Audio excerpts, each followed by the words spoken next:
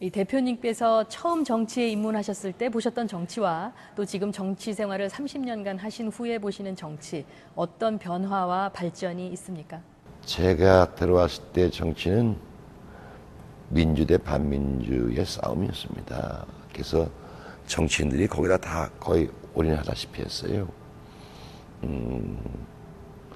저 개인적으로는 11대 입문해서 약 15대쯤이면 대한민국의 의회가 완전히 민주화가 정착되겠다. 그리고 대화와 타협을 통해서 국가의 현안 모든 문제를 영광내에 녹이듯이 녹여서 그런 대로 국가가 잘 정치가 발전해 나갈 수 있다 이렇게 봤는데 아직도 뭐 좀 더 민주화는 많이 이루어졌습니다. 이제 권력의 민주화가 남아 있는데 그건 좀 계속해서 해야 할 문제고 개선해야 할 문제고 근데 역시 보니까 정치의 기본인 대화 타협을 통해서 새로운 가치를 창출해내는 정책을 창출해내는 이런 것들이 여러 가지 뭐 내적인 요인 또 이런 그 정당 간의 문제 이런 것으로 해서 아직도 잘 안 되고 있습니다.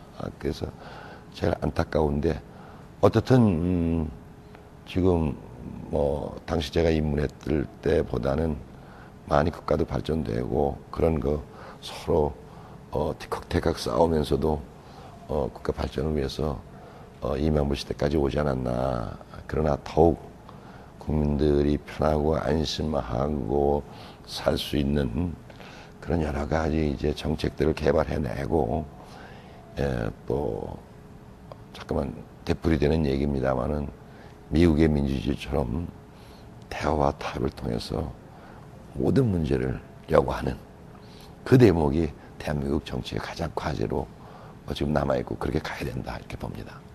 이 지난 2009년이죠. 서 대표님 인생에 상당히 큰 고비가 있었던 걸로 알고 있습니다. 어떻게 이 고비를 이겨내셨나요? 글쎄요, 제가 2008년도에 한나라당의 공천 과정에서 박 대표를 도왔다는 사람들을 대거 공천에 탈락시켰습니다. 당내 경선을 통해서 반대편에 섰다고 해서 그런 일들은 하지 말아야 된다. 그렇게 생각했는데 탈락된 사람들, 의원들이라든가 위원장들이 제가 한나라당 대표를 지냈고 박 대표를 도왔기 때문에 정식으로는 제가 선배 입장이니까 이게 이러면 안 되겠습니다. 뭔가 정의를 세워야 됩니다. 그러기 위해서는 새로운 정당이 필요합니다. 서 대표님이 좀 선배님이 앞장서 주십시오. 저도 공감했습니다. 내가 당시 친박 만들 때 이렇게 당내 경선에서 보복이 생기는 앞으로의 과제는 내가 없애야 돼. 이런 행위는 없애야 되겠다라고 정당을 만들었는데 그것은 주요했다고 보죠. 저희 친박연대가 14석 또 무소속으로 박근혜 대표 도왔다가 공천에 탈락된 사람들이 무소속으로 나와서 12명인가 3명, 26명이 당선됐어요. 그러니까 한나라당 당시 지도부가 공천 잘못됐다는 것이 객관적으로 나타나는 거고 그래, 야 이거 당내 경선을 통해서 말이야 상대방 도왔는 사람을 이렇게 하는 그 나쁜 버르장머리도 고쳐야 되겠다라는 생각이 국민을 갖고 그런 것이 이제 없어질 겁니다. 이번에 친박연대 만들어서 불과 일주일 만에 박 대표 도왔던 사람 26명이 나왔다는 얘기는 그 역사에 굉장히 정치적으로 다른 포인트가 남는 그런 경우였다. 그래서 당시 이제 그렇게 제가 만들어지지 않을 정당인데 그렇게 해서 정치적으로 큰 의미를 남겼다 이렇게 생각합니다. 예. 하지만 이 정치인으로서 상당히 치명적인 일을 겪지 않으셨어요? 피선거권을 박탈당한다. 그래서 이제 그거 제 얘기라 돼서 저도 18대 국회의원이 됐는데 뭐 그런 거 자세 설명하면 한참 길어요.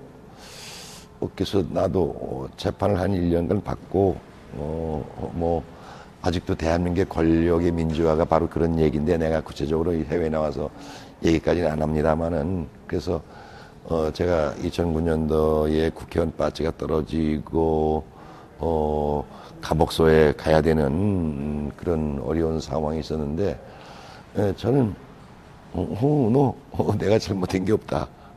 그거는 나중에 역사적으로도 나타날 것이고 또 국민들도 그렇게 본다. 이건 정치 탄압이지 내가 잘못된 것이 아니다라는 것을 다 재판 과정에서 나왔기 때문에 저는 계속해서 또 이렇게 여러분 시카고에 와서 인터뷰도 할 수 있는 기회가 있을 것이다 라는 희망을 가지고 어려움, 건강도 좀 많이 좋아졌습니다. 이제는 여행할 정도가 됐으니까 극복을 해내왔다. 네. 이래 보시면 되고요. 앞으로 대한민국 민주화가 조금 그런 부분에 덜 돼서 박 대표에게 기대 거는 사람도 그런 부분에 안착을 시켜줘야 된다, 시킬 것이다 라는 생각을 하고 있기 때문에 지지율이 계속 높다. 네. 이렇게 말씀드릴 수 있네요. 네. 서 대표님께 정치란 무엇입니까?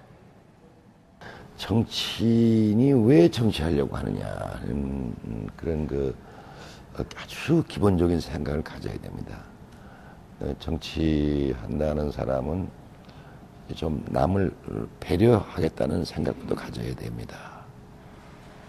그 얘기는 무슨 얘기냐면 나보다 국민, 이 대한민국 구성 요인이 뭐 어느 세계 다 마찬가지입니다만은 이 부자도 있고 가난한 사람도 있고 배운 사람도 있고 못 배우는 사람도 이런 모든 부분을 포용하고 또 이런 분들을 불만 없이 끌고 가는 최대한의 역할을 해야 되는데 글쎄요 그런 그 정치의 기본보다도 정치인의 자세가 중요하다. 자세가 중요하다. 그런 자세부터 출발할 때 정치를 왜 하느냐? 정치는 뭐 아주 쉽게 교과서적으로 얘기하면 국민의 여러 가지 문제들을 잘 추스려서 잘 살게 만드는데 기본적인 원인이 있는 거 아닙니까? 그러려면은 기본적으로 정치인의 철학이 가장 기본적인 철학이 나보다 남을 배려하고 나보다 국민을 생각하는 그런 마음을 가지고 있을 때 정치인들이 자기 욕사심 없이 이 국민과 국가를 위해서 일할 수 있지 않나 하는 그런 생각을 제가 먼저 드립니다. 이제 끝으로 서 대표님의 최종 꿈은 무엇인지 들어보고 싶습니다. 대한민국의 상권 분립을 제대로 갖다 놓고 사실상 이 시스템에 의한 국가가 움직여주는 그런 지도자가 하나 나왔으면 또 그런 지도자가 나오도록 제가 도와줘서 그분이 정말로 대한민국에 아직 이루어 놓지 못한 여러 부분에 나옵니다만 권력의 민주화라든가 또는 대화와 타협을 통해서 문제를 해결하는 그런 그 의식을 정치권에 만들어 놓는 한 지도자를 통해서 이제 제가 뭐 큰 지금 욕심을 안 갖고 있습니다. 그래서 올바른 지도자, 내가 아까 말씀드린 그런 사고를 가진 지도자가 대통령이 되도록 뒤에서나마 도와줘서 그런 꿈이 함께 이루어진다면 하는 생각을 제가 요즘에 더욱 갖습니다. 예. 이 오늘 진솔한 얘기 나눠주셔서 감사하고요. 네. 이 진정한 정치인의 자세 그리고 대표님의 이 정치에 대한 열정 들을 수 있어서 좋았습니다. 고맙습니다. 네, 앞으로도 이 희망연대라는 이름에 걸맞게 이 미래에서 희망을 찾을 수 있는 그런 활동 부탁드립니다. 고맙습니다. 이렇게 시간을 또 할애해 주셔서 감사하게 생각합니다. 네, 예, 고맙습니다. 예, 예. 향기로운 만남 아로마 오늘 여기서 마치겠습니다. 다음 시간에 다시 뵙겠습니다.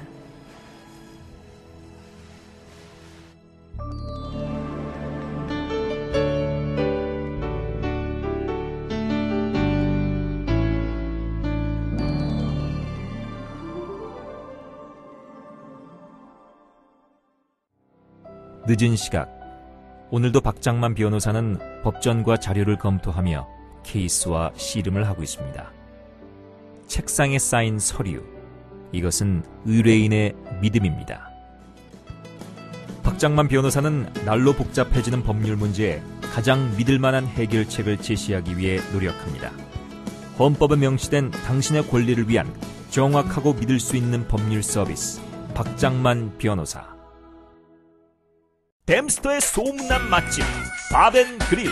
시원하고 진한 국물에 각종 전골, 쫄깃쫄깃 또 부드러운 족발과 순대, 거기에 시원한 별미 냉면까지. 밥앤그릴 댐스터 던킨도너츠 앞에 자리합니다. 최근 한국 정치판은 서울시장직 때문에 많은 파장이 일고 있습니다. 시장직을 걸고 주민투표를 강행하다가 결국 내리막길을 내려간 사람도 있었고, 핵과 바이러스를 연구하던 과학자가 서울시장에 출마하느니 마느니 하다가 결국 불출마를 선언하고, 이름 처음 들어보는 변호사와 통합을 하고, 그가 또 내년 대선에 나올 것이라는 전망을 각종 언론에서 쏟아놓고 있습니다. 문득 이런 생각이 들었습니다. 정치판이 아무리 진흙탕이라고 하지만 아무나 와서 서울시장 되고 또 아무나 대한민국의 대통령이 되는 건지. 김동길 교수의 말처럼 대한민국의 정치는 없습니까? 지역군이 전국군이 하며 고생 끝에 여의도 의사당에 나와 앉아 있는 300에 가까운 선량들은 전부 바지저고리일 뿐입니까?